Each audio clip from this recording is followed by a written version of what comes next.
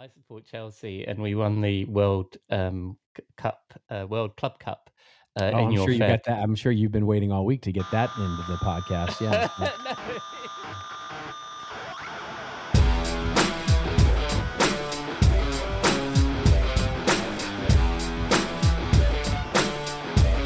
Hello and welcome to the Rose and Rockstar from the Rockstar CMO effing marketing podcast and the Marketing Podcast Network. I'm your host, Ian Truscott. I'm not a rock star, but I am a CMO and managing partner of Velocity B.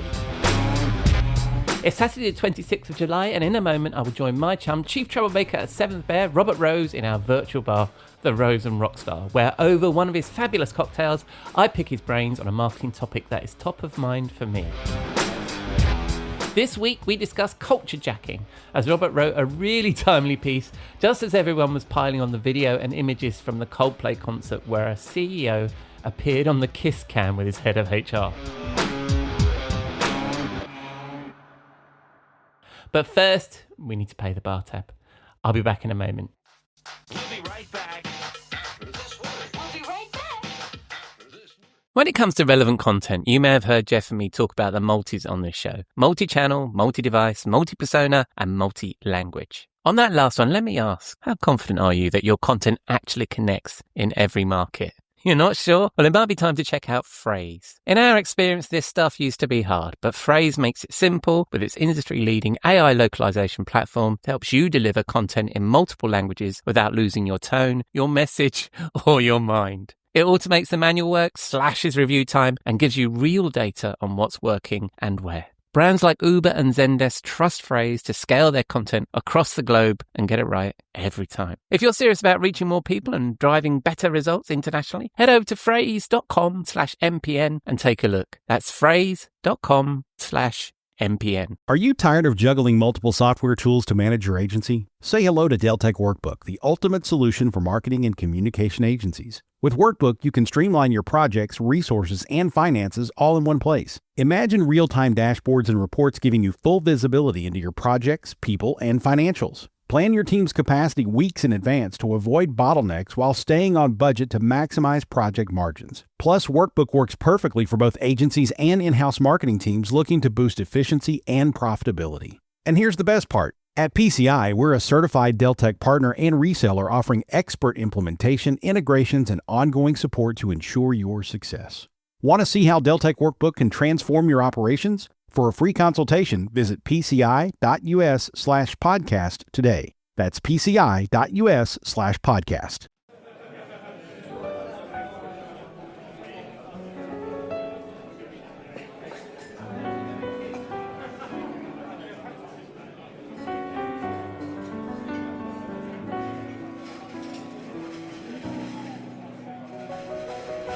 Hello, my friend. Welcome to the bar. Thank you very much, mate. And how are you? I'm doing relatively well. Yes, I Jolly have to good. say. It's summertime and it's cool in Southern California, which is just weird. But I'm going to take the weirdness. We're slowly descending into 1930s Germany, but that's okay. I feel like the meme of it's the dog sitting in the fire going, "This is my life now." Basically, it's all fine. So other than that, other than the world, things are really good right now. It's a nice summer. That's a funny analogy because, I support Chelsea, and we won the World Cup, World Club Cup in I'm your sure you fair. got that. I'm sure you've been waiting all week to get that into the podcast. Yeah. No, it wasn't that. It was more a commentary about your president that needed to be on the stage as the cup was presented. And it was like, what the hell is going on here? But yes, the sporting events that of 30s Germany reminded of that, I suppose. Yeah. There you know go. where I'm going Well, All right, so to ease our woes, what are we drinking this week? We have a lovely drink. We have a very fancy cocktail for our summertime drinking pleasure. This is called a gin cocoa. I'm in already. It's gin, but it's a little fancy. It is it's sort of it's got a lot of fruit in it, right? Let's put it that way. It's a very tropical drink. Yeah. And so it starts with your favorite dry gin, whatever that is. You know, 1 part, 5 parts, whatever floats your boat. Then we're going to add a 3/4 part of pineapple juice, a 3/4 part of lime juice, 3/4 part of coconut cream, and then a 1/4 ounce of green chartreuse, if you have such a thing.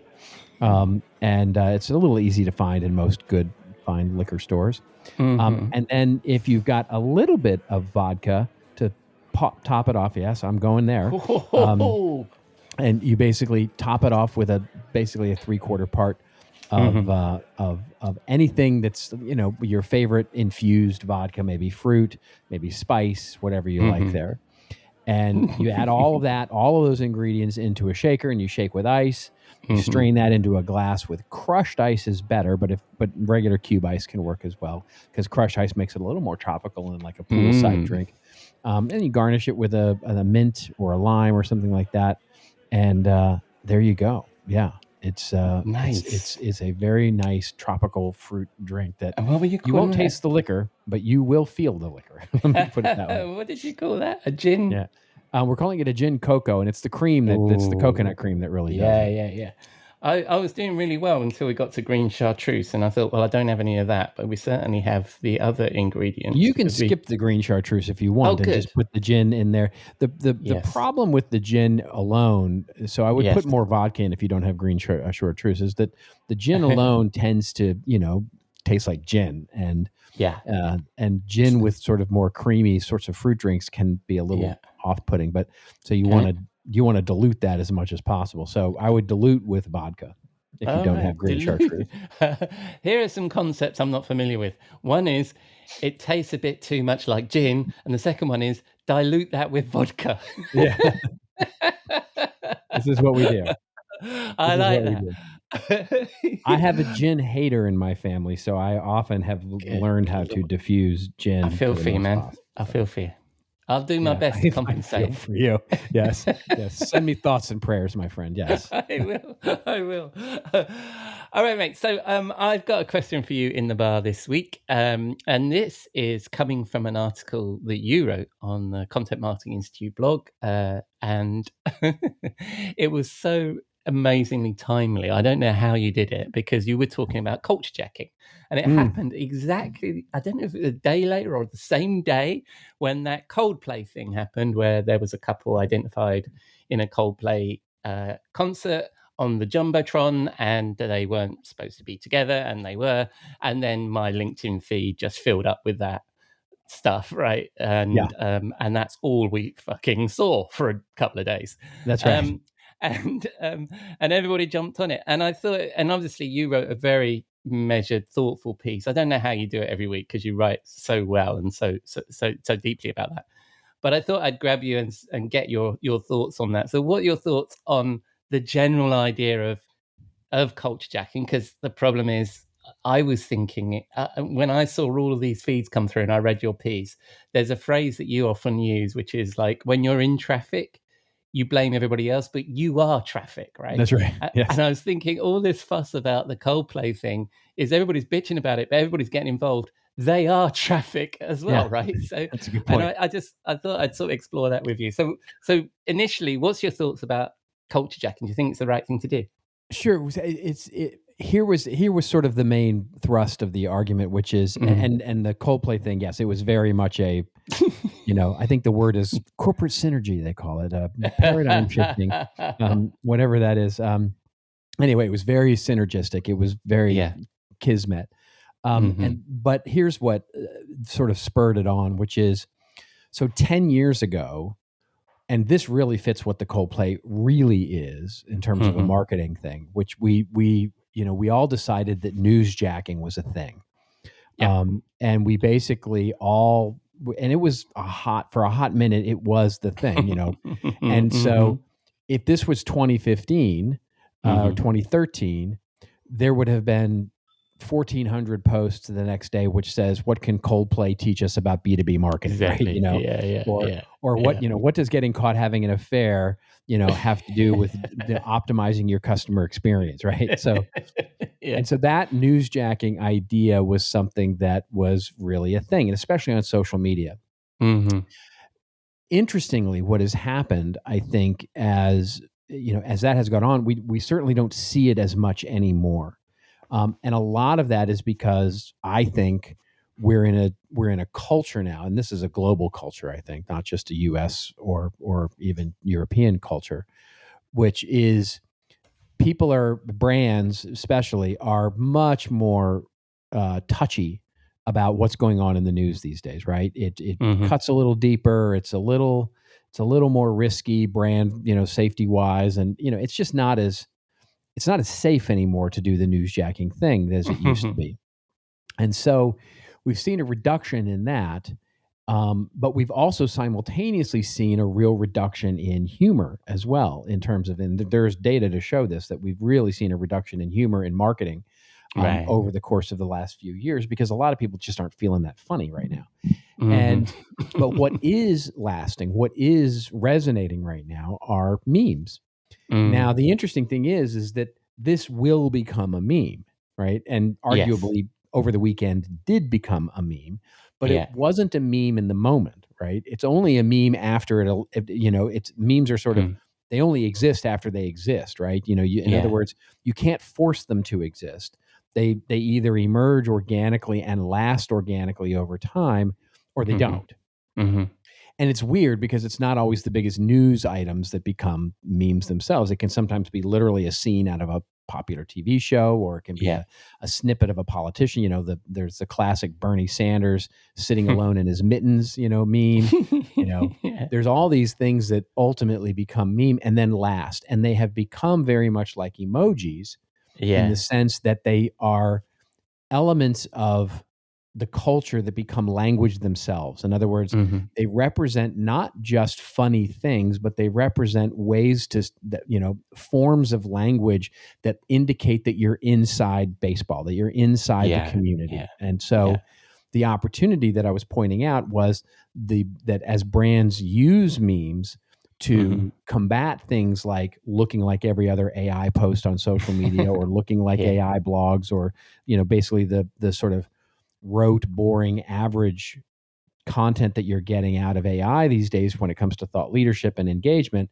Memes are an opportunity for brands to sort of reach into the community and say, you know, we're in on the joke with you. You know, especially when they're things like self-deprecating, or they're looking at those kinds of ideas and saying, more than just making someone laugh, they're basically helping us identify that the brand is part of a community. And that was the opportunity I really wanted to illustrate. Yeah, no, I like that. And do you ever find yourself, when you see these memes come through, and you've got to look up what the cultural reference was and where it came from? I remember in the I don't know. The trouble with these things, you don't know whether everybody's had that common experience that you've had. But there was a documentary with David Beckham and Victoria Beckham, and there's a scene where he's sort of talking through the curtains, and you he see takes that her all to the time. task for not being a rich kid or something. Yeah, and she was taken to school in a Rolls Royce or something like that. I had to look that up, to be honest with you, even though culturally I'm fairly close to it because it's a UK reference. Sure. But you do find yourself doing that, don't you? Because you want to be in on the joke. To your point about it's talking to the community on an in-joke, isn't it? It's inside baseball. That's right. You know, and even if you don't understand the meme, right? You then, you know, so first of all, if you don't understand the meme, you're not in on it, right? And so exactly. you're probably not the target audience for it. Yeah. And so, but memes have a way of becoming iconic language for, you know, so I think of I mentioned it in the beginning, right? The dog in the flames, right? I was going to say, you know, has become sort of a universal symbol. Yeah. You know, all you need to do is see that meme and you know exactly what the author or the sharer of that is trying to communicate. Yeah. And it goes beyond words, and it's basically an entire concept wrapped up into an image. Yeah. And, you know, it's one of those things where you can, you know, you can see it, you can observe it, you can be part of it. And it's not always about funny. And it's, and also you don't want to overanalyze this, right? I mean, just to be clear, right? I'm not trying to get Freudian or, trying to overanalyze or psychoanalyze the idea of memes as a sort of, reproduction of language. But at the same time, it kind of is. And so that's the opportunity that as marketers, we can sort of demonstrate our humanity with and joining and being part of a community by using memes as a means of symbolizing that. Yeah, I mean, and I was gonna make that exact point that at the beginning you made a reference to a meme just as part of conversation, and almost, that image of the dog in the fire saying this is fine. You almost don't even need to say it's like the dog in the fire. You could almost just say this is fine, and everybody kind of has that image come to them, can't you? It's so Exactly. Or ubiquitous the now. Homer Simpson, or the, coming in and out of the disappearing into the hedge. bushes, or, Yeah. But that's the tricky thing, though, isn't it? I mean, how does how do we as marketers, how do we know? The other challenge, isn't it, at the moment, is because we're not watching all the same TV programs. We're not, the cultural zeitgeist is somewhat splintered. Plus, of course, often you have like generational things, right? I think you talked about being on stage and making a reference to Monty Python or something like that and getting crickets. And that happens to me in my writing because I'm often doing the same sort of thing. How do you stay in moment and pick the right things? Because, sorry, I will get to the question in a sec. Because the other thing is what I thought was interesting about the thing with the Coldplay thing is if you were early on that, yes, the first 2 or 3 are funny. The 15th and 16th and 20th, you're kind of done with it, right? So how do you do that? How do you get on it? Well, I think, and I offer some thoughts on this in the actual post, which is, it requires, interestingly, it requires the same level of rigor that you would put into any messaging strategy, right? Yeah. And so the idea is that don't show up like, to bring up another meme, there's this classic Steve Buscemi, right? Coming in saying, hello, hello, fellow kids, right? So if you show up like that, then it's going to go completely against what it is you're trying to do, right? So in other words, don't try and force yourself into a meme that you believe to be, hip or cool or timely. And it's a great example with this particular Coldplay thing, right? There were a lot of people out there that sort of did that before they really realized how this was starting to hit. And, you've actually seen an emotional shift of this happen. The very first reaction was, oh my God, it's hysterical. It's so funny. And you saw people really reacting to that. And then the kiss cams around the world, started doing that with, people started making fun of it, and it was hysterical. And now it's kind of shifted a little bit, right? And now it's like, it's not as funny anymore for some reason. Yeah, I can't tell you why, but as all of a sudden, like, I think it's empathy. Maybe it's not good to celebrate somebody's kind of adultery, right? And it remains to be seen how it will ultimately, almost certainly, it will become a meme. But if you try and take advantage too early or without getting the joke yourself and understanding how it works, you can come off really ham-fisted. Yeah, exactly. Yeah. So if we want to find some content where we won't come across really ham-fisted, where would we find that, Robert? Oh my God, boy, you really worked that one. I try. I'm pointing folks these days to my my newsletter called The Lens, which is my little Substack, which I would love everybody to be a part of. And basically, if you just go, if you go to basically seventhbearlens.substack.com, or if you just go to our website, seventhbear.com, you can subscribe there. But it's the seventhbearlens.substack.com would be a wonderful place to go get this right in your inbox. Yeah, and it's it's not trivial. It's not like the newsletter I write. It's you write quite a bit in that thing, and it's a significant undertaking from what I can make out, especially with the other stuff that you write. So I think it's a place for, as I've been calling it these days, a place for a pause, right? Yeah. Yeah, no, it's fantastic. Yeah, so I recommend that, and I'll include a link to it in the show notes as well. And when people spin the dial on the interwebs, where they're going to find you, my friend? LinkedIn is really where I'm sharing all my memes, right? So, so for the most part, yeah.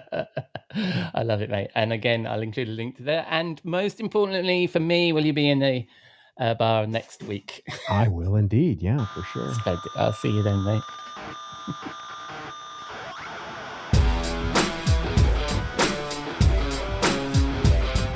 Thank you, Robert. I'd encourage you to read the entire article on the Content Marketing Institute's blog, a really interesting topic, and I think it's a tricky business to get this culture jacking thing right. Huge potential to get this wrong, as we saw with some of the folks who jumped on that kiss cam thing. So that's a wrap on our visit to the Rose and Rockstar. Thank you for joining us. You can find links to Robert's podcast and his work at Seventh Bear, and all my links in the show notes at rockstarcmo.com, where you can also find links to our newsletter, blog, previous episodes, and all the things. Coming up this week, I'm going solo on Wednesday to share a real CMO 90-day plan, as it's something I'm working on for an opportunity, and I thought I'd share it with you. And Robert will be back in the bar on Saturday. Until then, as Dewey Finn said in the film The School of Rock, you can't just say it, man. You got to feel it in your blood and guts if you want to rock. You may know you're listening to this show along the Marketing Podcast Network, but did you know there are other great shows on MPN to help your business? Hennika Watkins-Porter hosts The Entrepreneurial You, empowering entrepreneurs with insights on leadership, business, and success. Hennika, tell listeners what to expect from your show. So we provide innovative business strategies and practical solutions to common entrepreneurial challenges. And where can people subscribe? Find us at hennikawatkisporter.com, as well as the Marketing Podcast Network at marketingpodcasts.net, or search for it wherever you get your podcasts. You heard her. Go subscribe. This podcast is heard along the Marketing Podcast Network. For more great marketing podcasts, visit marketingpodcasts.net.